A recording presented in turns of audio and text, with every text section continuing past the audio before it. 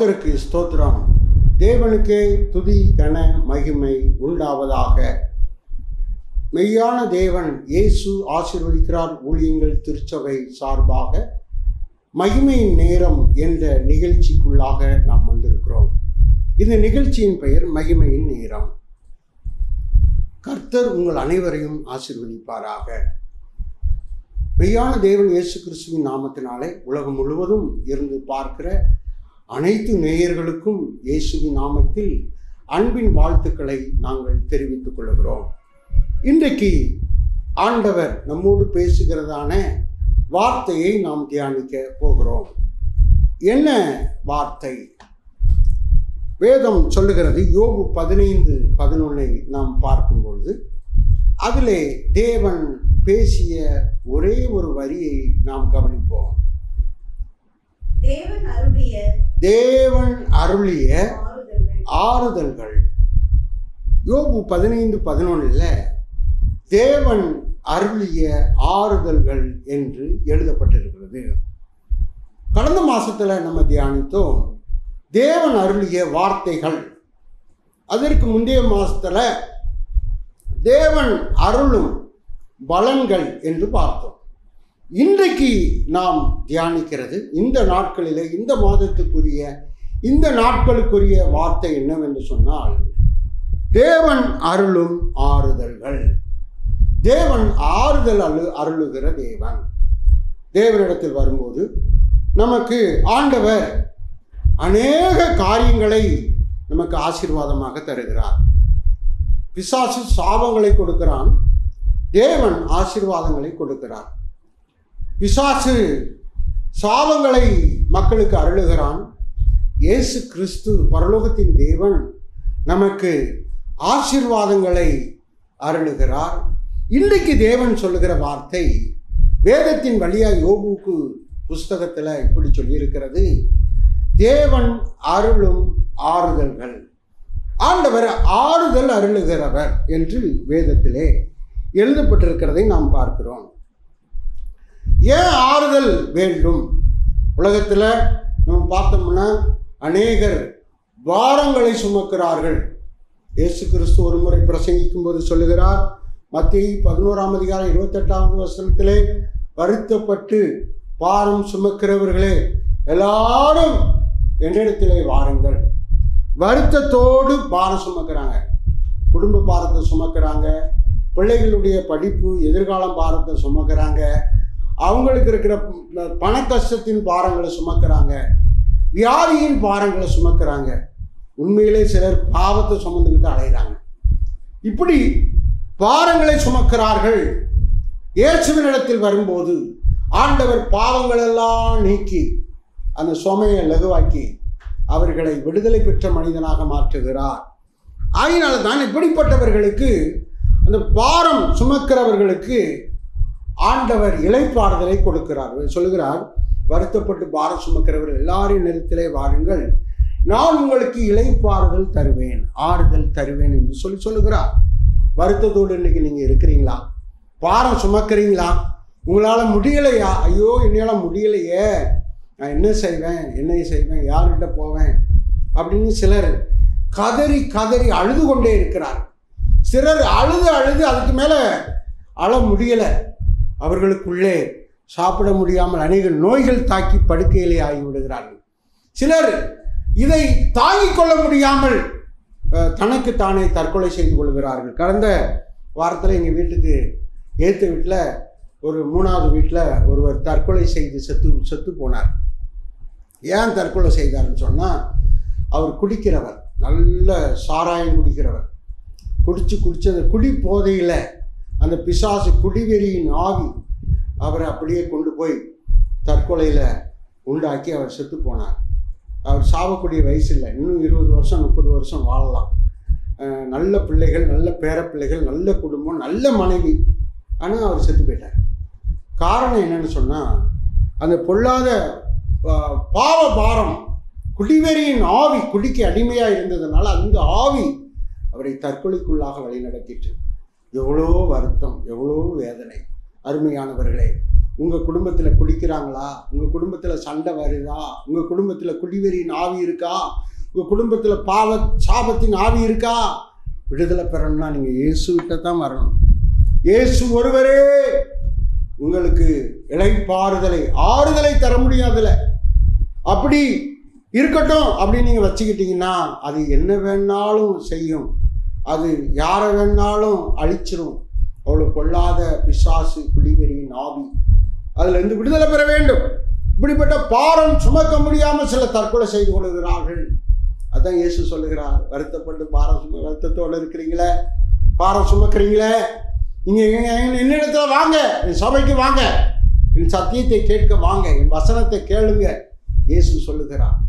அவர் ஆறுதல் சொல்லுகிறவராக இருக்கிறார், ஆறுதல் வழங்குகிறவராக இருக்கிறார், ஆறுதல் அளிக்கிறவராக இருக்கிறார். உங்களுக்கு என்ன விதத்தில் ஆறுதல் தேவை என்று உங்களுக்கு தெரியாது. ஆனால் இயேசுவினிடத்தில் வரும்போது அதை விளக்கி சொல்லி உங்களுக்கு நல்ல ஆறுதலை தருவார். வருத்தப்பட்டு பாரம் சுமக்கிறவர்களுக்கு ஆறுதல் தருகிற தேவன், அது இளைப்பாறுதல் தருகிற தேவன். இளைப்பாறுதல் என்று சொன்னால் திருப்பி அந்த பிரச்சனை வராதபடி தொடர்ந்து நமக்கு ஆறுதல் தருகிறவர் என்று அந்த இடத்திலே நாம் விளங்கிக் கொள்ள வேண்டும். ஸ்தோத்திரம். ஆண்டவர் ஆறுதல் தருகிறவர் அப்படின்னு சொல்லியிருக்குது இந்த வசனம். இன்னொரு வசனம் என்ன சொல்லுகிறது? 2 கொரிந்தியர் 1ஆம் அதிகாரம் 3வது வசனத்தை வாசிக்கும்போது, 4வது வசனத்தை வாசிக்கும்போது, அதில் 2 கொரிந்தியரில் 1ஆம் அதிகாரத்தில் 3வது வசனத்தை நம்ம வாசிக்கும்போது அங்கே இன்னொரு படி ஆண்டவர் வித்தியாசமாக நமக்கு சொல்லுகிறார். என்ன சொல்லுகிறார் பாருங்க. சகலவிதமான வாசிங்க. கர்த்தராகிய இயேசு கிறிஸ்துவின் பிதாவாகிய தேவனும் இரக்கங்களின் பிதாவும் சகலவிதமான ஆறுதலின் தேவன். அல்லேலூயா. இங்கே சொல்லப்பட்டிருக்கிறது சகலவிதமான ஆறுதலின் தேவன். ஆறுதல் சொன்னா ஒரே ஒரு காரியம் அல்ல, நிறைய விஷயங்களுக்கு ஆறுதல் செய்ய வேண்டியது தேவனிடத்துல அப்படிப்பட்ட வல்லமை இருக்கிறது. சகலவிதமான ஆறுதலின் தேவன். சகலவிதமான ஆறுதல்னா என்ன? அப்போ எதுக்கெல்லாம் ஆறுதல் தரணும்? அவரு நமக்கு ஒரு காரியம் தான் நினச்சிக்கிட்டு இருக்கோம், பாவம் மட்டும்தான் நம்ம நினச்சிக்கிட்டு இருக்கோம், அதனால நமக்கு ஆறுதல் கிடைக்காம இருக்குன்னு நினச்சிக்கிட்டு இருக்கோம். ஆனால் வேதம் சொல்லுகிறது சகலவிதமான ஆறுதலின் தேவன். கர்த்தருக்கு ஸ்தோத்திரம். 2 கொரிந்தியர் 7ஆம் அதிகாரம் 6வது வசனத்தை நாம் கவனிக்கும் போது, சிறுமைப்பட்டவர்களுக்கு ஆறுதல் செய்கிறது தேவன். சிறுமைப்பட்டவர்கள், யாருக்கு ஆறுதல் தேவை? சிறுமைப்பட்டவர்களுக்கு ஆறுதல். அவர்களுக்கு வீடு இல்லை, சிறுமைப்பட்டவர்களுக்கு ஆகாரம் இல்லை, சிறுமைப்பட்டவர்களுக்கு ஸ்தோத்திரம் வஸ்திரம் இல்லை, சிறுமைப்பட்டவர்களுக்கு அந்த ஸ்தோத்திரம் சரியான வசதி வாய்ப்புகள் இல்லை, சிறுமைப்பட்டவர்களுக்கு ஸ்தோத்திரம் எந்த உதவியும் இல்லை. 2 கொரிந்தியர் 7:6 சிறுமைப்பட்டவர்களுக்கு ஆறுதல் செய்கிற தேவன் என்று வேதம் சொல்லுகிறது. இன்னைக்கு யார் சிறுமைப்பட்டீங்க, சிறுமைப்பட்டு இருக்கிறாங்க, நீங்கள் இந்த லிஸ்டில் இருக்கக்கூடுமானால் உங்களுக்கு அவர் ஆறுதல் செய்வார். 7:6 அப்படி சொல்லியிருக்கு. சிறுமைப்பட்டவர்களுக்கு ஆகிலும் சிறுமைப்பட்டவர்களுக்கு ஆறுதல் செய்கிற தேவன். பாருங்க, யாருக்கு ஆறுதல் செய்கிறார்? வருத்தப்பட்டவர்களுக்கு ஆறுதல் செய்கிறார், பாரம் சுமக்கிறவர்களுக்கு ஆறுதல் செய்கிறார். இங்கே பார்க்கிறோம், சிறுமைப்பட்டவர்களுக்கு ஆறுதல் செய்கிறார். சிறுமைப்பட்டவர்கள் யார்? ஒன்றுமே இல்லாதவர்கள், வீடு இல்லாதவர்கள் சிறுமைப்பட்டவர்கள், வஸ்திரம் இல்லாதவர்கள் சிறுமைப்பட்டவர்கள். வருஷந்தோறும் சிலர் மாதந்தோறும் வஸ்திரம் எடுக்கிறாங்க, சிலர் 3 மாதத்துக்கு ஒரு வஸ்திரம் எடுக்கிறாங்க, சிலர் வருஷத்தில் ஒரு முறை தான் வஸ்திரம் எடுக்கிறாங்க, சிலர் 5 வருஷத்துக்கு ஒரு முறை தான் வஸ்திரம் எடுக்கிறாங்க. இப்போ இந்த 5 வருஷத்துக்கு ஒரு முறை எடுக்கிறவங்க வஸ்திரம் இல்லாதவங்க, எவ்வளோ சிறுமை, எவ்வளவு கஷ்டம். அதில் அவர்களுக்கு ஆறுதல் இல்லை. வஸ்திரம் இல்லாதவர்கள், வீடு இல்லாதவர்கள் ஆறுதல் இல்லை. அப்படிப்பட்டவர்களுக்கு ஆறுதல் செய்யணும் தேவன். அப்படிப்பட்டவர்களுக்கெல்லாம் தேவன் ஆறுதல் செய்கிறார். வீடு கொடுக்கிறார், வஸ்திரம் கொடுக்கிறார். ஆகாரம் இல்லாதவர்களுக்கு, சிலருக்கு ஆகாரம் சரியாக கிடைக்கிறது இல்லை. ஒரு நாளைக்கு ஒரு நேரம் தான் ஆகாரம் கிடைக்கும், 3 வேளையும் ஆகாரம் கிடைக்கிறது இல்லை. இப்படிப்பட்டவர்கள்லாம் சிறுமைப்பட்டவர்கள், உதவி இல்லாதவர்கள், முன்னேற வழி இல்லாதவர்கள், வருமானம் இல்லாதவர்கள், இவங்கெல்லாம் சிறுமைப்பட்டவர்கள். இப்படி சிறுமைப்பட்டவர்களுக்கு தேவன் அற்புதம் செய்து, நன்மை செய்து, ஆசீர்வாதம் கொடுத்து ஆறுதலை அளிக்கிறார். அதுதான் இயேசுங்க. அதான் இயேசு. உலகத்தில் எத்தனையோ தெய்வம் இருக்கலாம், எத்தனையோ மனிதர்கள் இருக்கலாம், எத்தனையோ அரசியல் தலைவர்கள் இருக்கலாம், எத்தனையோ முக்கிய விஐபிகள் இருக்கலாம். ஆனால் அவர்கள் செய்ய முடியாததை என் தேவன் ஆறுதல் அளித்து அவர் அணைத்து கொள்ளுகிற அன்பின் தெய்வமாக இருக்கிறார் இயேசு கிறிஸ்து. 2 கொரிந்தியர் 1:4 வாசிக்கும் போது அதில் இன்னொரு கூட்டத்தாரை தேவன் சொல்லுகிறார். சிறுமைப்பட்டவர்கள் அடுத்து சொல்லப்பட்டிருக்கிறது 2 கொரிந்தியர் 1:4 அங்கே ஆறுதல் செய்கிறார். யாருக்கு ஆறுதல் செய்கிறார்? எப்படிப்பட்டவர்களுக்கு ஆறுதல் செய்கிறார்? தேவன் யாருக்கு ஆறுதல் செய்கிற தேவனாக இருக்கிறார் என்று சொல்லி இங்க பார்க்கலாம். தேவன் ஆறுதல் அருளப்படுகிற ஆறுதலினாலே எந்த உபத்திரவங்களிலும் அகப்படுகிறவர்களுக்கு நாங்கள் ஆறுதல் செய்ய திராணி உள்ளவர்கள். அல்லேலூயா. இங்க என்ன சொல்லப்பட்டிருக்குன்னா, உபத்திரவத்தில் இருக்கிறவர்களுக்கு ஆறுதல். சிலர் உபத்திரவத்துக்குள்ள மாட்டிக்கிட்டு இருப்பாங்க. எல்லாம் இருக்கும், ஆனால் உபத்திரவத்துக்குள்ள மாட்டிக்கிட்டு இருப்பாங்க. அவங்களுக்கு வெளியும் சொல்ல முடியாது, யார்ட்டையும் பகிர்ந்து கொள்ள முடியாது, தத்தளிச்சுக்கிட்டு இருப்பாங்க. உபத்திரவத்தினால, பாடுகள்னால அவர்கள் தத்தளித்து கொண்டு இருப்பார்கள். கர்த்தருக்கு ஸ்தோத்திரம். சுருக்கமாக எடுத்துக்கிட்டா, ஒருவருக்கு வயிற்றில் கட்டி இருக்குன்னு வச்சுக்கோங்களேன். வயிற்றில் கட்டி, பெண்ணோ ஆணோ, ஆனால் வயிற்றில் கட்டி இருக்குது. இப்போ எனக்குள்ள கட்டி இருக்குன்னு சொன்னால் எழுத்தாப்புல உள்ள ஆள் என்ன சொல்லும்? நீ செஞ்ச பாவத்துக்கு உனக்கு வயிற்றில் கட்டி வந்துட்டு அப்படின்னு சொல்லிடுவாங்கன்னு பயந்து போய் அவங்ககிட்ட சொல்கிறதில்லை, யாருக்கிட்டையும் சொல்கிறதில்லை. அப்படியே இருப்பாங்க. இந்த உபத்திரவத்தை சகித்து, இந்த பாடுகளை சகித்து தனக்குத்தானே வேதனையோடு இருப்பார்கள். இது உபத்திரவம். இப்படிப்பட்ட உபத்திரவம் வியாதியின் மூலமாய் நமக்கு பிசாசு கொடுக்கிற உபத்திரவம். இந்த உபத்திரவத்தில் நமக்கு ஆறுதல் தேவைப்படுகிறது. தேவன் அப்படி தொட்டு ஒரு நொடியில் நம்மளை சுகமாக்கி விட முடியும். அந்த கட்டி இல்லாமல் போக பண்ணிவிட முடியும். அந்த கட்டி மறைந்து போக பண்ணிவிட முடியும். அந்த கட்டி கரைந்து போக பண்ணிவிட முடியும். தேவன் அந்த இடத்துல நல்ல சுகத்தை தர முடியும். இவ்வளோ பெரிய கட்டியானாலும் அது கரைந்து போயிடும். ஏன்னு சொன்னால் அவர் வல்லமை உள்ள தேவன். கட்டிகளை மறைய பண்ணுகிறவர், நோய்களை சுகமாக்குகிறவர், அற்புதங்களை செய்கிறவர், குஷ்டரோகிகளை சுகமாக்குகிறவர், இறந்தவர்களை உயிரோடு எழுப்புகிறவர். அவரிடத்தில் திரளான வல்லமை இருக்கிறது, வரங்கள் இருக்கிறது. அவர் சொல்ல ஆகும் கட்டளையிட நிற்கும். ஒரு வார்த்தை சொன்னால் போதும், சுகமாகிவிடும். பாருங்க, இங்கே அங்கே அந்த கட்டியினாலே வருகிற உபத்திரவத்தை அவர்கள் தாங்கிக் கொள்ள முடியாமல் கதறுகிற மக்கள் இருக்கிறார்கள். இப்படிப்பட்ட உபத்திரவத்துக்குள்ளே இருக்கிறவர்களுக்கு தேவன் ஆறுதல் செய்கிறார். கர்த்தருக்கு ஸ்தோத்திரம். அவர் ஆறுதல் அளிக்கிற தேவன். அதனால தான் அவருக்கு சொல்லுது சகல விதமான ஆறுதலின் தேவன்.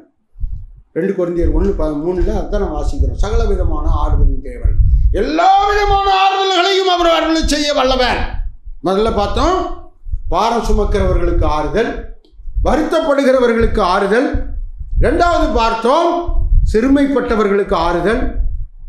இப்போ 4வதாக உபத்திரவப்படுகிறவர்களுக்கு ஆறுதல் ஆண்டவர் கொடுக்கிறவராக இருக்கிறார். நீங்க எப்படிப்பட்ட உபத்திரவத்துக்குள்ள இருக்கீங்க? எப்படிப்பட்ட நிலைக்குள்ளாக இருக்கீங்க? எப்படிப்பட்ட கஷ்டத்துக்குள்ளாக இருக்கிறீங்க? உங்க உபத்திரவத்தை அவர் பார்க்கிறார். நமக்கு நாமே பிசாசு வியாதியின் மூலமாய் கொடுக்கிற உபத்திரவம் இருக்கிறது, மக்களால் வருகிற உபத்திரவம் இருக்கிறது, பிசாசால் வருகிற உபத்திரவம் இருக்கிறது, நம்ம வேலையிலே நமக்கு மேலே உள்ள அதிகாரிகள் மூலமாய் வருகிற உபத்திரவங்களும் இருக்கிறது. திரளான உபத்திரவங்கள் பூமியிலே வைக்கப்பட்டிருக்கிறது. ஆனால் இவைகளிலே இயேசு உங்களுக்கு ஆறுதல் தருவார். சகலவிதமான ஆறுதலின் தேவன், ஆறுதல் அருளுகிற தேவன். பாருங்க, அடுத்து ஒரு வசனத்தை நாம் வாசிக்கும் போது யோவான் 11ஆம் அதிகாரம் 31வது வசனத்தை வாசிக்கிற போது அங்கே சொல்லப்பட்ட வார்த்தையை நாம் கவனித்து முடித்து விட போகிறோம். யோவான் 11:31. யோவான் அதிலே தேவன் சொல்லுகிறார், மரியாளும் மார்த்தாளும்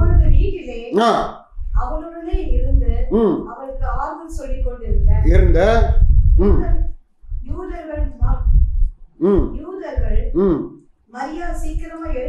மரியாளுக்கு ஆறுதல் இல்லை. மரியாள் அழுது கொண்டிருக்கிறாள். தன் சகோதரன் இறந்து போனான் என்று சொல்லி அழுது கொண்டிருக்கிறாள். அவளுக்கு ஆறுதல் இல்லை. அவள் ஆறுதல் சொல்லும்படியாக யூதர்கள் வந்திருந்தார்கள். அப்போ அங்கே அழுது கொண்டிருக்கிறவர்களுக்கு ஆறுதல் செய்கிறார் இயேசு. இயேசு அங்கே வருகிறார். அந்த லாசருவை உயிரோடு எழுப்புகிறார்.